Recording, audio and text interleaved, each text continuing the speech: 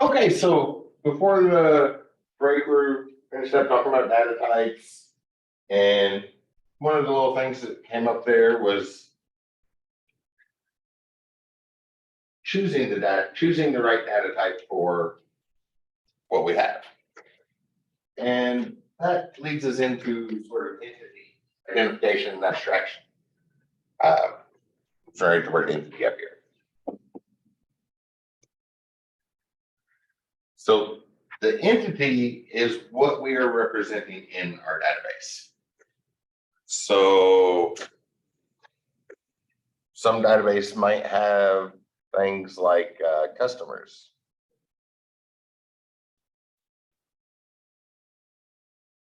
And sales reps.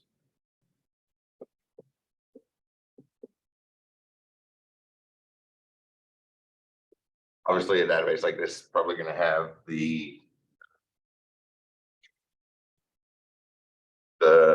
orders or purchases, something like that for each particular customer that each particular customer is made. And in that first assignment that uses the word entity, they start having you actually represent some data. They want you to open up Excel and set up the tables and type data in. But normally when we use that, we are planning things out. So we don't see the data here. What we see is the structure of the data we're representing. So kind of all what will end up being columns in the table. All we need is sort of the list of the column headers, really, when we talk about entities. In particular, I'll finish this label out. We're going to use that most often for an entity relationship diagram. Indicate how our data is represented in the database. Oh yeah, I just saw that message. Thank you. You'd also use Docker to launch it on a Mac. That's a container you load in applications, and it's a new way of doing installers where the software comes with its own virtual machine, so that everything's always going to be configured correctly. And then on your Mac, you would be running Docker, which is allowed software, and it would just launch a virtual machine inside of there. I just saw that in the chat room. Thank you. That's a really good suggestion. Virtual machines are always good. Like that happened to me this morning with Jamf. I had to uninstall it and reinstall it because I apparently broke something. I'm not sure what I broke, and I don't feel like digging around looking through it because the uninstall button is really easy to click. So it was just called Docker? Yes, if you look for that. Should be able to find that on the store. So things like customers, when we set up an entity, we're usually thinking of what traits do we need to represent that? Probably something to identify each customer, right? Unique identifications, we're going to talk about that before we wrap up today. Oh, there's something in the chat room. She just put it in the chat room for you. Oh. If you're on the Zoom call. I will open the chat room on that. Thank you. In front of you. So like, what's a good way to uniquely identify a customer? When we were doing our preview stuff, we saw she's using an integer, auto increment the integer. That's quick and easy. Is there a better way to identify? We have like a retail site. You might think of something. I wasn't quite going that far. Just something to uniquely identify everyone. ID numbers are good. But is there anything we all already have that we guarantee would be unique? Like that people table we started making a moment ago, right? Had people and we had names in there. Sally and Bob, whatever names we put in there. Maybe there's a Chris there. Use my name because I know that if I'm walking around the mall, for example, and hear somebody yell Chris, I'm not even going to turn and look. So hear that. I've heard that name yelled so many times throughout my life. So there's a good chance somewhere down here there's another Chris. So that wouldn't work. So and a unique ID number, right? 1, 2, 3. Maybe that's number 7. Then we have something unique. But in our modern world, a lot of us, we don't need to make up another number because we already have unique numbers. Well, because databases are so prevalent. We already have unique numbers, but not just that. When you go to register for, set up an account on a site, what do they ask for?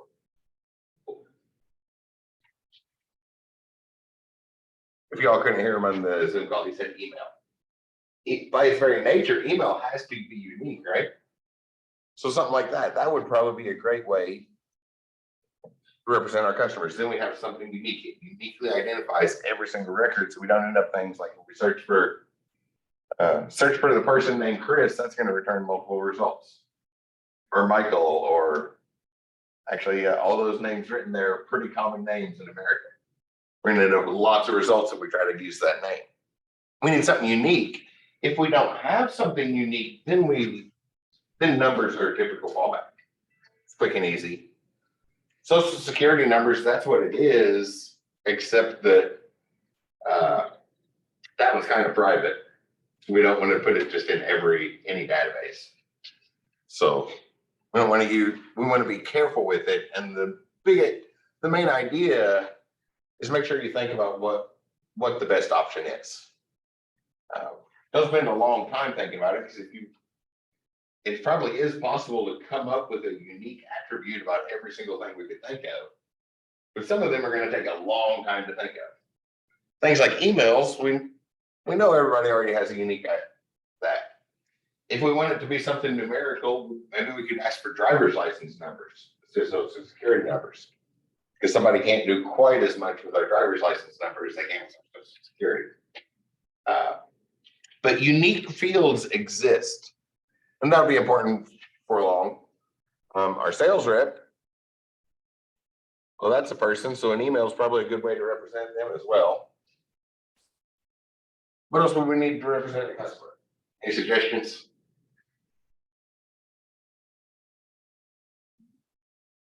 I can't hear you. Phone number's good, yeah. Need some sort of contact.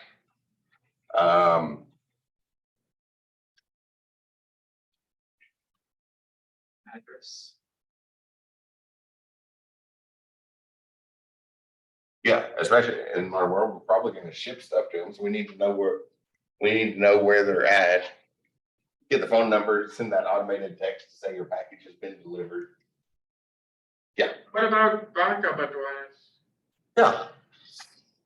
Because some places have you put an extra address. Yeah. I'll add extra instructions. Oh. Could be like leave it at the neighbors, or specifically where to put it, that sort of stuff. Yeah. All that stuff about our customers, we probably want their name as well. Right. When we mail it to them, we're not going to put their email on that physical package. But all that stuff that represents the thing we are storing data about. And then when that goes over to become a table,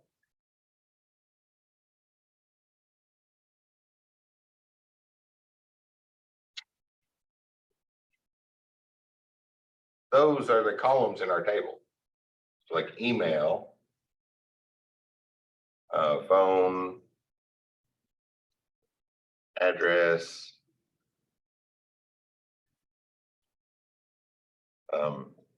put EX for extra, then name over here somewhere.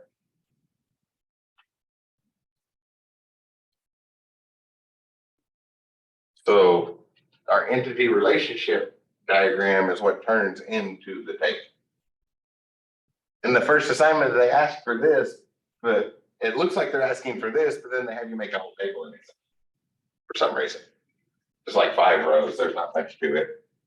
Talking about the address. Say you have an account for something that you buy stuff from and they need an address and they don't let you change your address. Does that mean it's because like they're using an address like from your Google account or something? Maybe. I've never had that happen. Where did you order from that they just knew where to send it already? Amazon. I couldn't change the address, so I had to like make a separate address. I think it's more of a verification thing. So you get that change. Okay, yeah, I've never had that happen. Yeah, I mean, I can edit my second address, but it won't let me change the first one for some reason. Oh, wait, is it completely different address? Like, do they add extra numbers in it or do they write it in a different way? No, I mean, I think I could change it the first few times, but for some reason I can't, so I had to make another address. I have no idea what that's about. Cause yeah, it seems like there's no way, it seems like it'd be really difficult to ship stuff to you if they don't have that address. I think they let you have more than one address on there. Yeah. So does this change make sense? These are the pictures we draw. Probably not on a whiteboard. It's the standard picture to draw when we do a database. So obviously there's software that makes that a lot easier. Question, does Google have you put your home address on your Google accounts? It depends on what account it is. Like a Gmail account? I don't think you need a home address for that. But yeah, Google has lots and lots and lots of things. Okay, so yeah, getting back to this.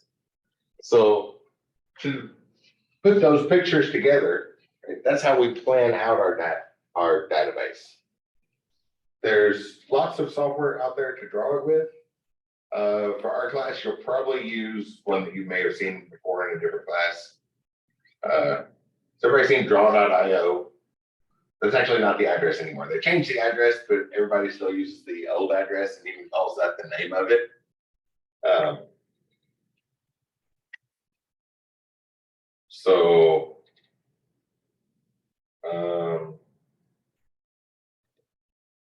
I'll just store it to the drive. Yeah, that's fine.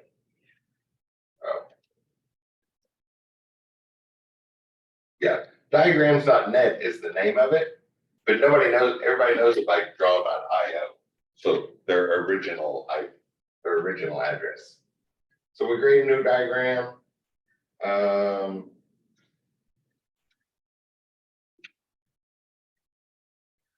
Notice that in the default templates, one of the basic ones is an entity relationship diagram. So you just click on that start. I'm just going to go to a blank one. If you have not used this before, you think of it as a starting point is think of it as drawing software that the shapes are all pre-made for you. You don't draw from scratch. You have a bunch of pre-made shapes to use. But there's more than that to it as well. So by default, you should see one that says entity relation. If not, there's a button here for more shapes. And there are lots and lots of other menus of shapes that you can add, turn on and off, depending on what you're doing. Entity relationship should be on there somewhere if you don't see it. It's already on mine, so I'll just extend this and I'll draw this basic. So the shape's already made. There's a little bit more than shapes too. Notice with it selected over on the right-hand side down at the bottom, there's this list of properties. Why did that not expand? Oh, I have to scroll down, don't I?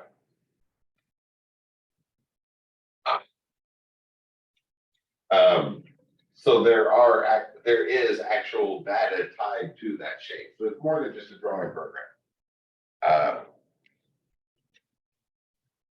If you dig in a lot to this, you can generate SQL code from the properties when you set up the picture. We won't quite get that far in this class, but the basic diagram we're going to draw most of it in this class is the entity relationship diagram. Looks something like this. Need some sort of name. I'll do that when we were looking.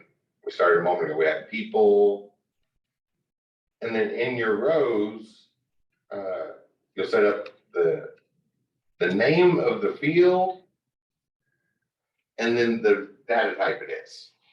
So name is like varchar 32. That was the one we set up before the break. Or on the next one, so we do age was integer.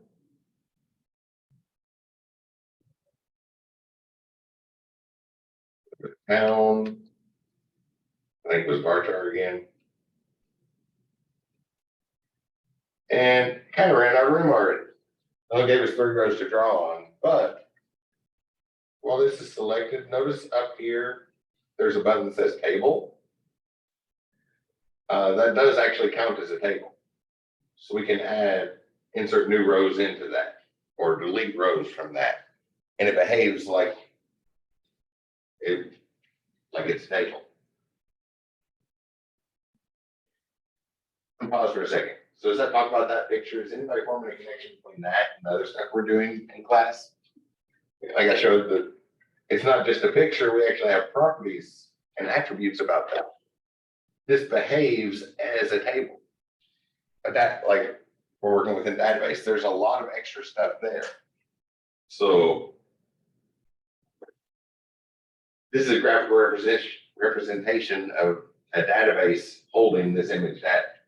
So it's not drawing software like Microsoft Paint. This is a database of image data for specific purposes.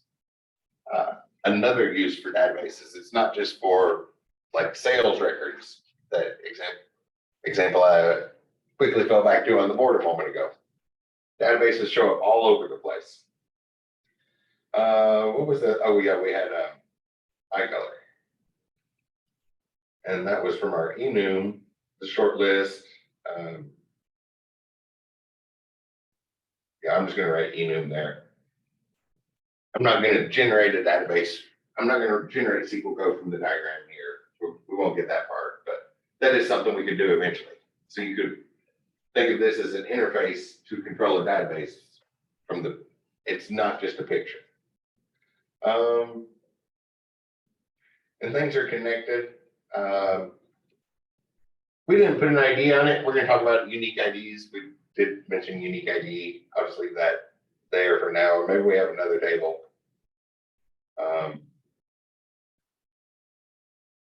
Favorite food.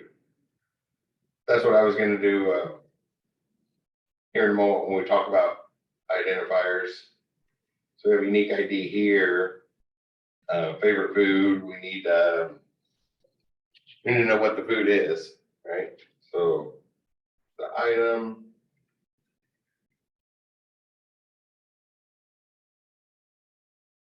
is maybe the name of the food. So make that bar chart. Maybe we'll put price in there. That's important to know might be important to know the price of somebody's favorite food. Just because I'm not going to put price on there. And we have those table features. It's not just a picture. We can treat that as a table and remove a row from that.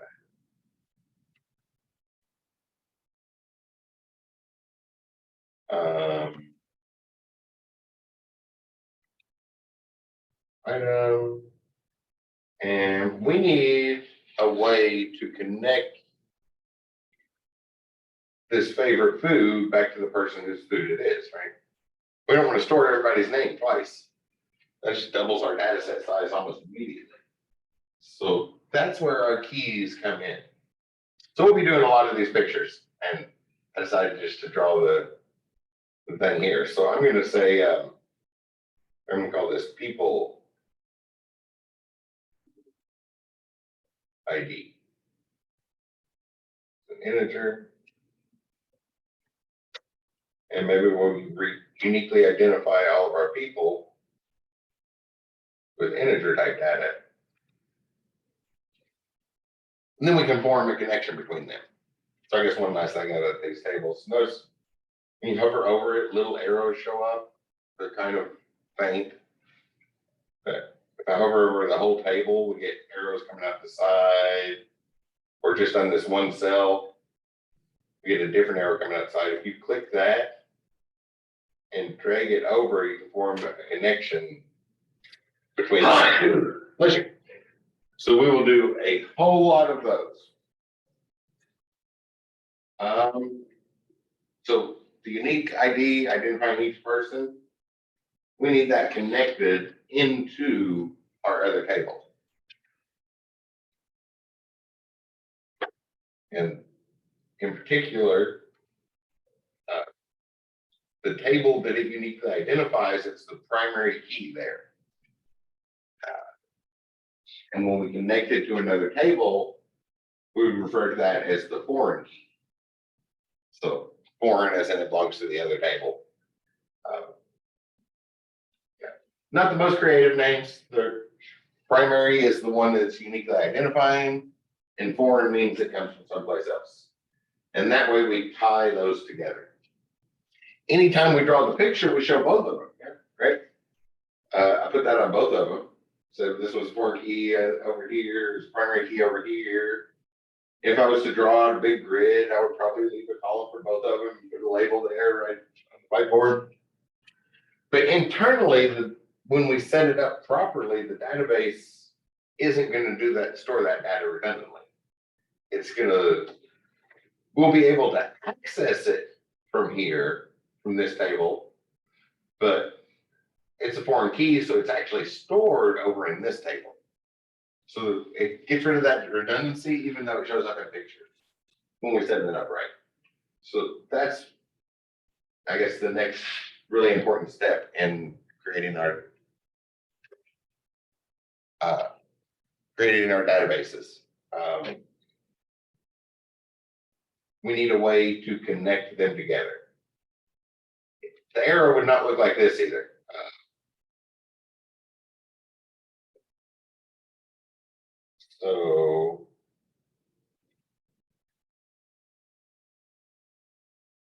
So question about this.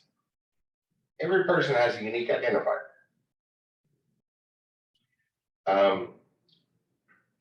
And every person has a favorite food. How many favorite foods is one person going to have? It's not top 10, it's just their favorite food. So one favorite food for each person. But what about going the other way? How many favorite foods would be shared by certain people? Like how many people would claim cheeseburger is their favorite food? Quite possibly more than one, right? So there's numbers in those relationships, and we need to reflect that in that arrow. It's not an arrow leading between them. The default for this type of software is usually flowcharts. So that's why it goes to an arrow if we just draw it. When you select that, there's the different ends. So instead of an arrow end, one person has one favorite food. They may have a long list of things they really like. There's that one food that's just the absolute favorite. So one person has many favorite foods. But going the other way, unless we're like duplicating the data, one favorite food could belong to many people. Okay? Lots of people probably claim pizza as their favorite food. Even if it's not if you ask an American, they're going to want to answer that question very, very quickly, and a lot of them are just going to say pizza. And they'll be happy with that choice, even if that's not their absolute favorite. So, many people can connect to one favorite food. So our relationship here is going to be many to one, which is kind of bad form, but that seemed like a good way to introduce those words. We'll get into those soon. So these all these different arrowheads have meaning. And we want to look for the entity relationship diagrams. We really want to look for the ones with crow's feet on them.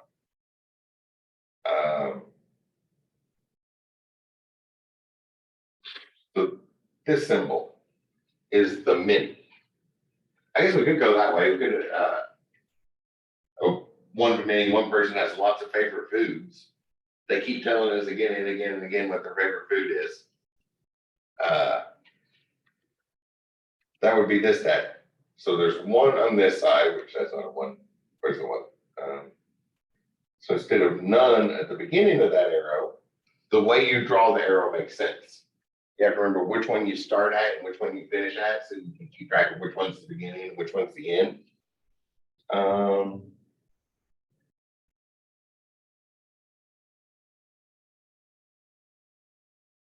This symbol, I think that's right. Yeah. Let me zoom in and get a little. So, like this relationship with one person relates to many favorite foods. And notice it's the key that connects there.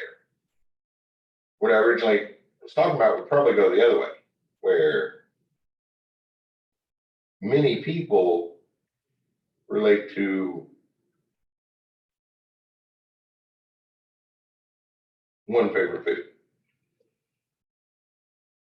So whenever there's an assignment involving draw entity relationship diagrams, you can draw these diagrams right here and specify, make sure you put on there one to many relationships or many to many, one to one relationships. And before long, we'll get into normalization to make sure they all go the correct way and we minimize redundancies and stuff. We'll probably minimize redundancies in the database to do it this way, right? We only store cheeseburger once, but then there's lots of foreign keys that tying back to people that all claim cheeseburger as their favorite food. That's getting into database normalization. We'll talk about that stuff soon. It has to do with optimizations. How optimized do we want to make our database? And that can make a big difference because data sets can get very, very, very large, right? So even one field being duplicated unnecessarily could add right? That could be hundreds of millions of records that all include that duplicated field, and it adds up very, very quickly. But in general, for this class, when we draw pictures, those pieces are what you're going to want. The entity relationship thing. There's a couple of them to choose from. I think this one. What time was it there? I was looking for one that didn't have the table properties. I thought there was one on here. Maybe this one? Yeah. Notice on this one,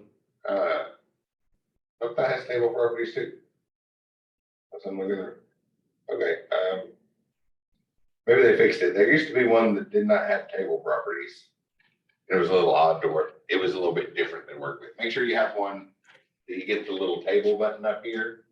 When you highlight it, check to make sure you have the insert and remove buttons for the rows. Makes it a lot easier to work with. Fairly straightforward. Does anybody have any questions about those pictures? So, no, we need to create this. Oh, I guess one thing, colors are pre-built too, so usually things are color coded to help keep track of them. Choose some color to fill it with, maybe a dark green, apply that instead of gradient so that it's readable. Fade from dark green to light yellow. There you go, adds a little bit of color. Notice the color only shows up in like the header row and stuff. You don't click around on buttons, try different things, change the direction the gradient goes, make it look nicer. But as long as you have the basic picture for any of those assignments, that'll be fine. Now we want to create this database. Right? We have this thing sort of planned out where we can put a bunch of people in there and list their favorite food. And I'm going to switch this to a one-to-one relationship.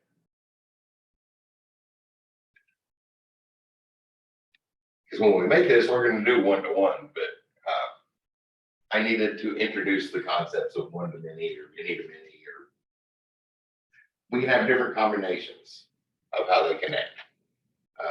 And we'll talk about the important parts later. So as long as you know which arrowheads to look for. And actually there's more than one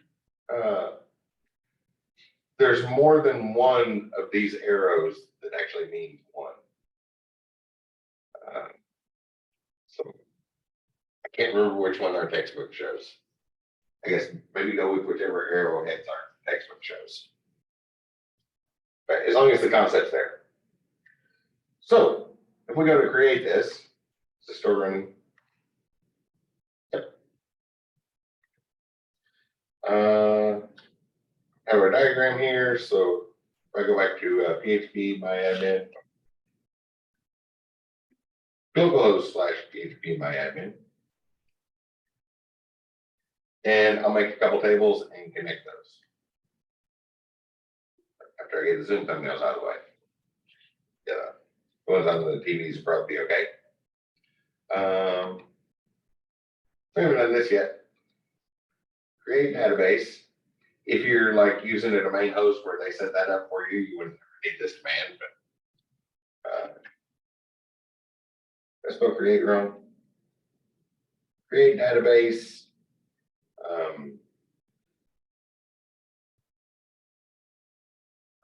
References.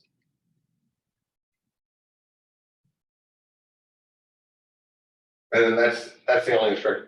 There's other instructions we can extend that with, but that's all we need to create the database. So slowly working things in.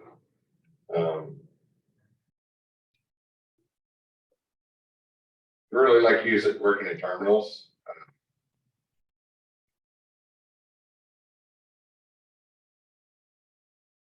Use reference. Might work.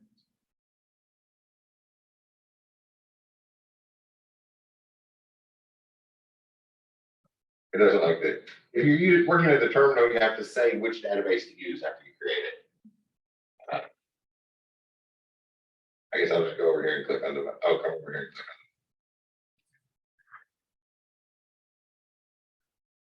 on. So we need to create our tables. We're building up to doing SQL. Would y'all rather watch me do it, go through this in SQL or with that interface? The interface is fairly straightforward, right? Their labels, y'all can do that. Use that. Let's do SQL because that's what we're building up to anyway. So first thing we need is a people table with a unique ID. That's probably not a good name. Maybe people ID or person ID. Just kind of flows a little bit nicer. And then over here, I'll change it as well. Person ID is an integer. What's that? Oh yeah, that's a good one. Yeah, that's just the column header. So as long as we remember what it is. And what I did here is the way I always do it. I always duplicate the name whenever I use it as a foreign key. But it seems like, especially in reference material, if you're looking stuff up, they always change the name when they go to the foreign key. So the name does not have to match. What has to match is they both have to be integers. Right? We're going to use like varchar for an email as the user ID, and then have an integer try to use that as an integer in the foreign key. So the data type has to match. The names can change, and it seems like all the reference material you see does actually change the name when they do that, but I find it a little bit easier to keep track of if they have the same name in every table. It almost seems like the convention's the other one, but I've never seen that on the list of SQL conventions. Such as the SQL keywords are usually written in all uppercase letters, so we need to create a table. We can call it people.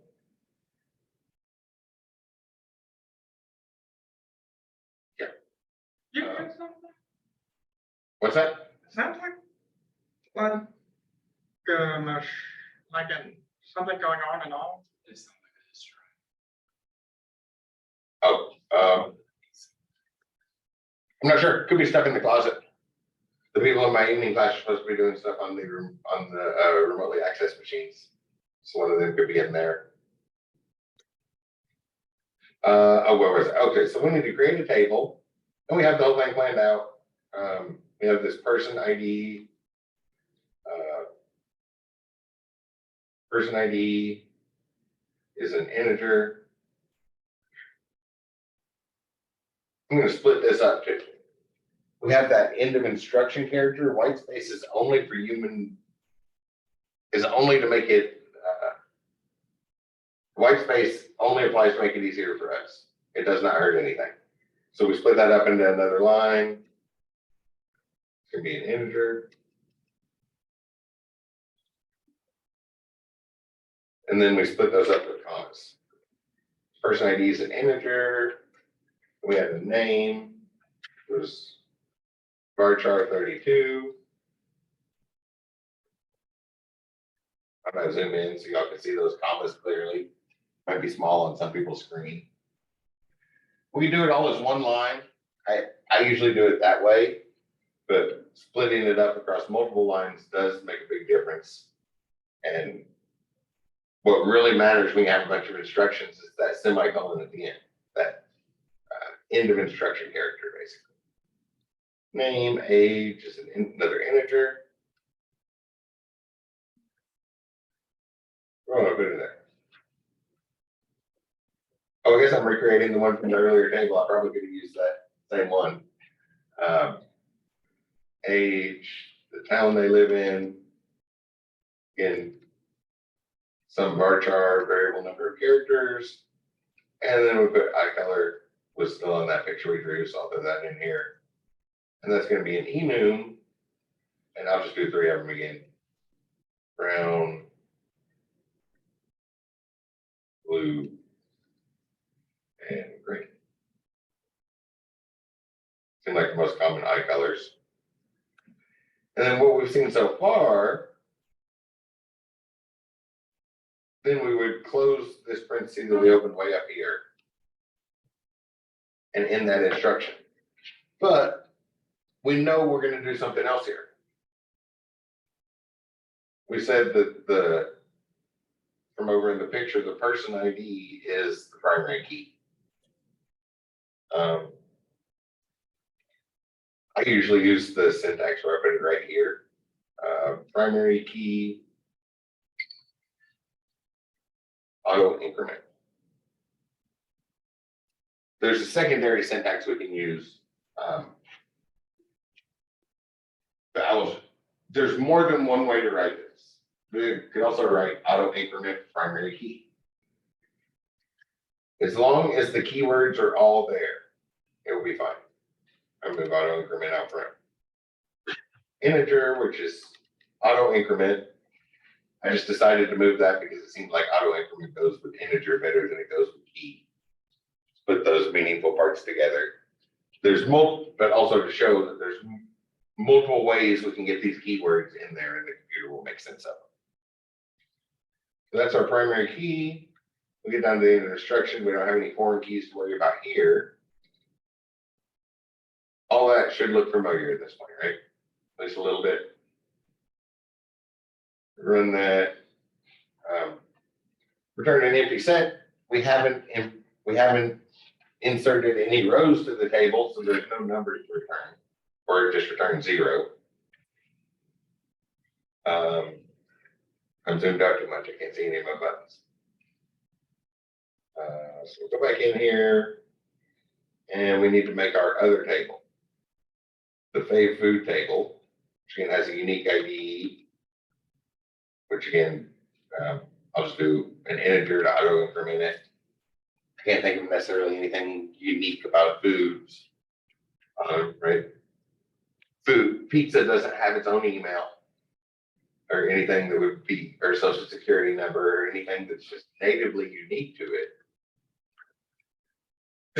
So again, we'll create a table.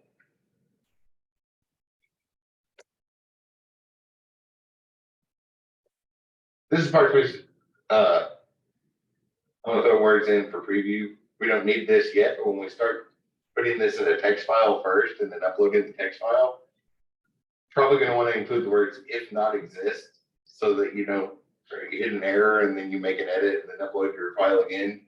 You don't wanna create a whole bunch of the same table.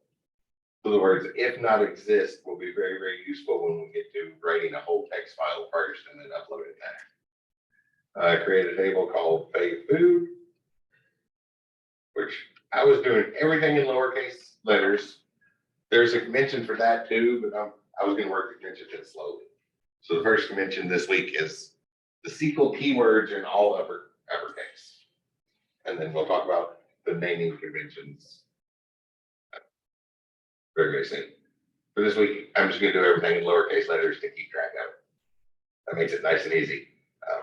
SQL uppercase, my stuff lowercase. And the actual naming conventions here aren't far from that. But they're in next week's reading assignment.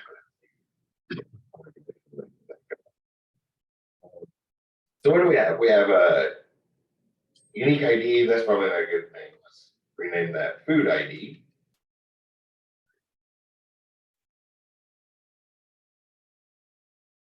We have food ID, which is an integer. Just auto increment it.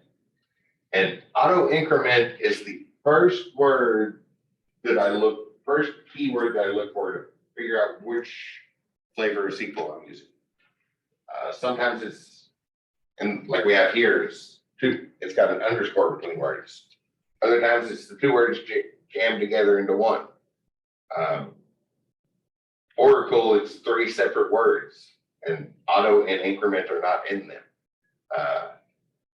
But every version is, there's different ways we can write that. So that's a good first place to look if you're just handed some SQL code and you don't know exactly which database that goes with. Other thing, everything else in this query would be exactly the same no matter what database we put it into. Could you mute that? Whatever the watcher notification is. Oh, is that what that was? I heard beeping.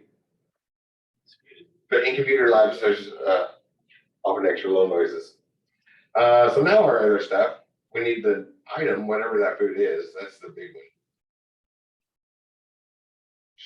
Pulling it right off that picture we did.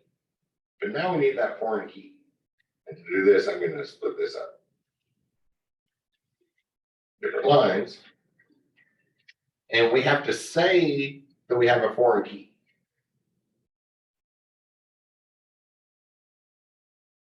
So add in the words foreign key. And what is our foreign key? It's going to be person ID.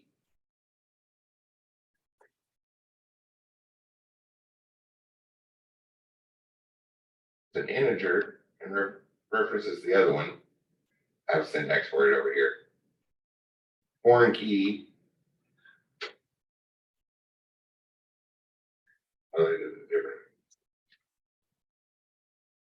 Oh, those ones I copied are different. Let me do this.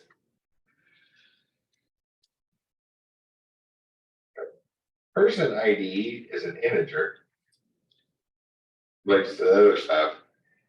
And then we need to say that that person ID is a foreign key.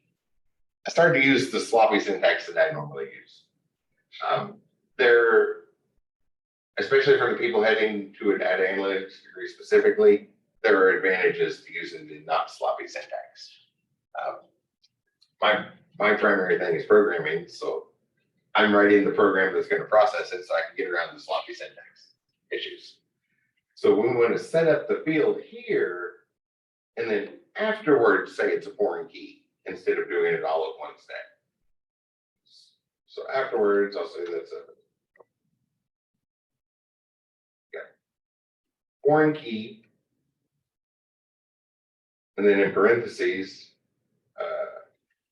person ID is going to be a foreign key. And then that references, how's it going to syntax this way?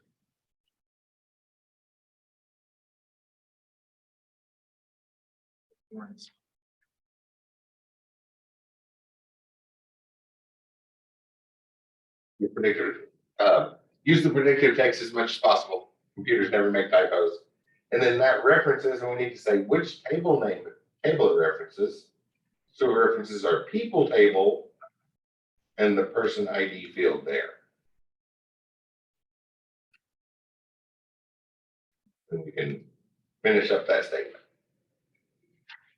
Which I always think it looks a little bit better to remove that, those in parentheses after the beginning if you just put up the lines.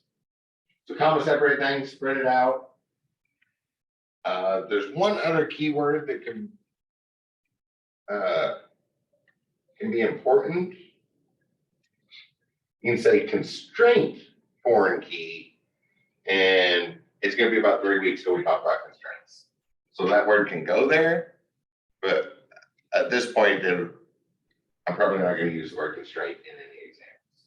So I'm going to leave that off. But it's going to be about 3 weeks till we talk about constraints, and after we talk about it, then we'll want to include it. I guess I could include it here.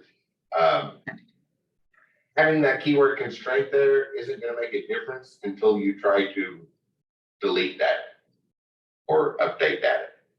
If we went back to the people table and updated somebody's person ID, So constraint should. constraint wouldn't let us do that without also updating this table. Yes. Yeah, so it's like actually locking them together. That one, the foreign key itself is just a pointer. A chain, that would be a good example. The foreign key itself is a chain, and then the keyword constraint is a padlock on that chain. So they're not coming apart afterwards. Might be a good way to think of it. So probably good to go ahead and include that, but it's gonna be like 3 weeks before we. Other than like right now, I just said it exists. Uh-oh. Oh. That's an important error message. Let's look at that error message. So whenever we get an error, we see the query we tried to pass in, and we see what MySQL says. So incorrect table definition. There can only be one auto incremented column. So we can't auto increment multiple integers. That would just be unnecessarily redundant, right? So we're blocked from doing that, and it has to be a key. So we need to come up here and say it's a key. I'm going to do right above. Primary key, food ID. So instead of doing it up there at the initial one, this is what a lot of people kind of prefer this. They just set up the columns and don't think about any of the extra stuff. And then when you get to the bottom, you define all that extra stuff. So we have a food ID field. Now we'll make that a primary key. And then we'll do a constraint on that person ID to make that a foreign key with our other field. So two things, two big points there. There's multiple syntaxes that work.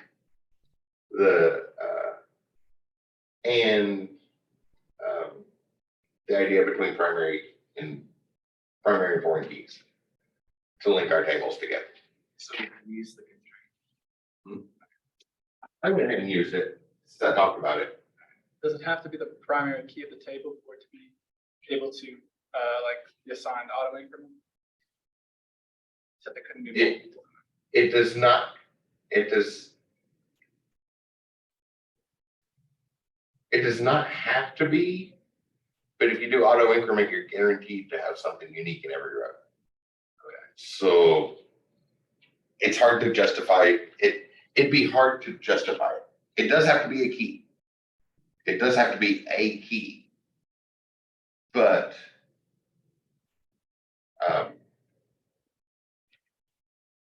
it's not going to crash if you make it a foreign key. Okay. I guess that would justify it as well. If you made it a foreign key, then and as long as things go in the same order, it'll sync up with other stuff. But it gets hard to justify the reason for auto incrementing if it's not the primary key.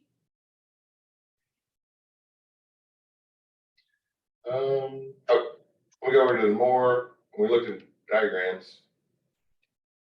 We haven't put any data in yet, but notice how we have our relationships set up.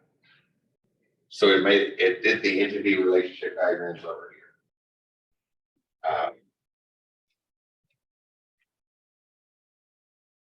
And this class is an introduction class, so some of the homework is drawing those diagrams.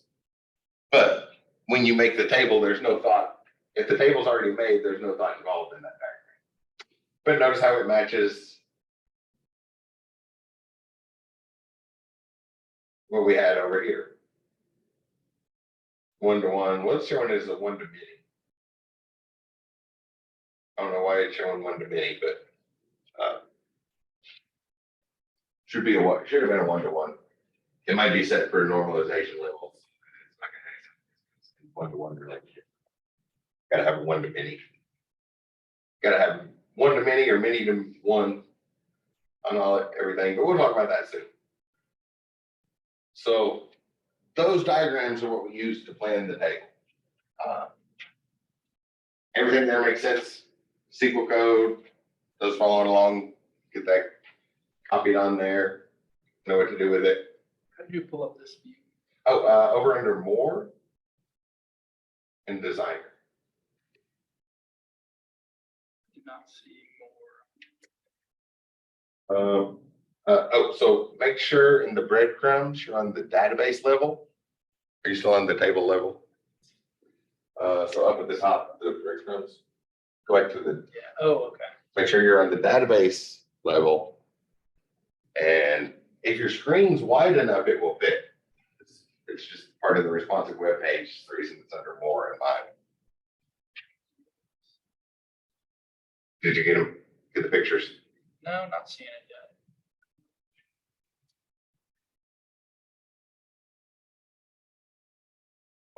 So we want to go and using the right one. And I had one.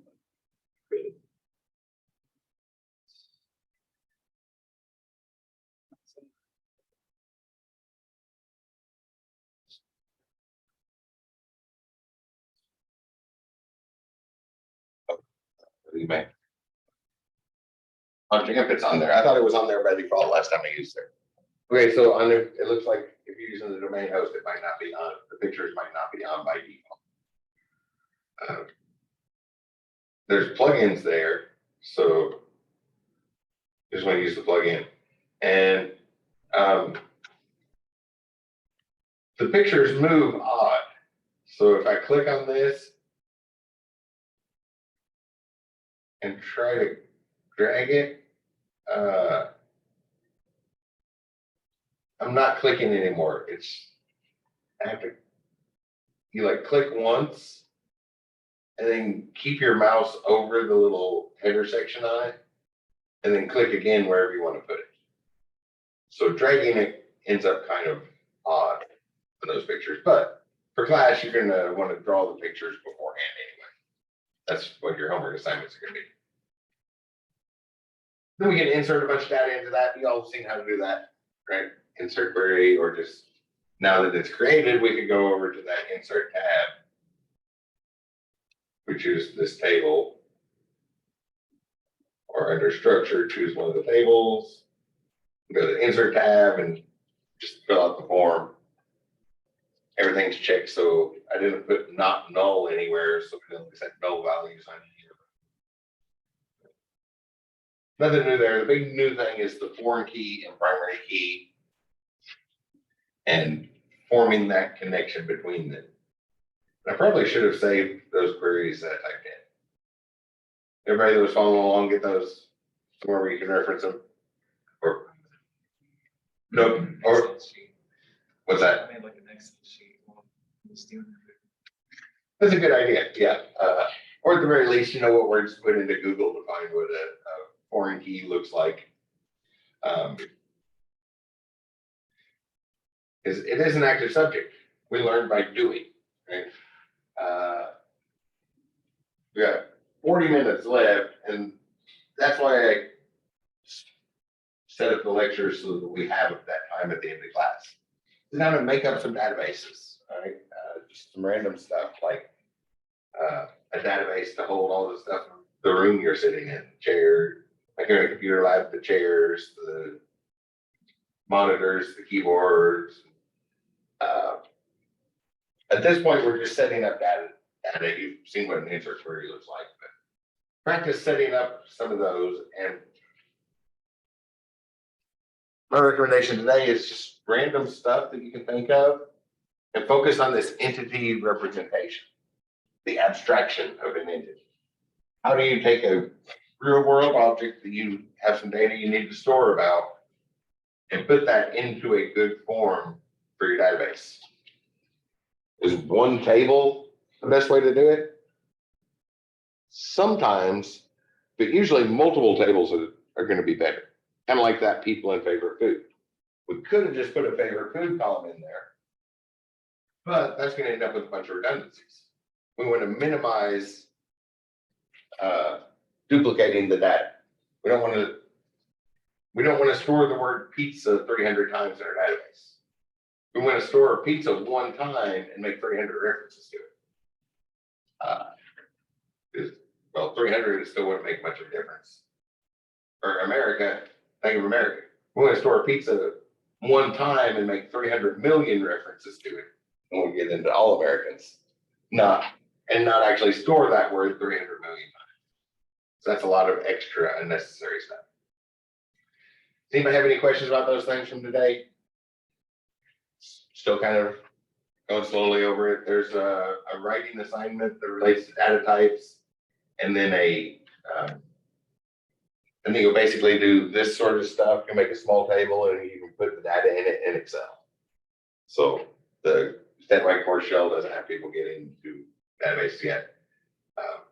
And the question showed up earlier again, yeah, the statewide core shell used Oracle Apex, but I haven't used Oracle Apex and I haven't used Oracle in maybe 4 years, at least 4 years. Yeah, spring of 2019 was the last time I used an Oracle database. So it wasn't fresh on my mind and I only had a week to get ready for class. So I went with the one that I use. I went with the MySQL like I use in all of my own personal projects because that one stays fresh on my mind, or was much fresher on my mind. I know I could answer questions, but MySQL is based off Oracle. So this came back 15 years later, or 16 years, 1979 to 1995. We talked about the history, and they made an updated version. So most of the differences are in the background, and then a few other small differences, like Oracle uses number, whereas we saw decimal. Just because this word makes more sense because numbers sound like they could include integers, which that can include integers. Just put it as 0 for the second number after the decimal point, and you have an integer. But a lot of stuff we'll see through examples, quite a bit through examples, and that's the way I like to teach classes. Grading long lists on the board, it's not the most interesting lecture. I like to actually get in there and do stuff, cause errors to happen, look at what the error message is, see how to fix it, not just how to avoid it. But I asked, I think it's been 5 seconds since I asked you if I had any questions. So 35 minutes left. Please use our time productively. I say that on a really, really nice day. So I understand the desire to be outside on a day like today. And then you can find 35 minutes to work later. But find time to play around and do stuff. Sit down in the room, look around that room, make up a database to store data about the things in the room you're in, to practice how to abstract that physical entity into a relationship you can use in your database. Otherwise, I'll see you all on Tuesday. Have a great weekend. And flowers are starting to bloom around campus. All the trees are starting to bloom. So campus is going to look really pretty for the next week or two. Anybody's considering just coming to campus a couple times this semester. Next week or two will be good time to do that. See you Tuesday.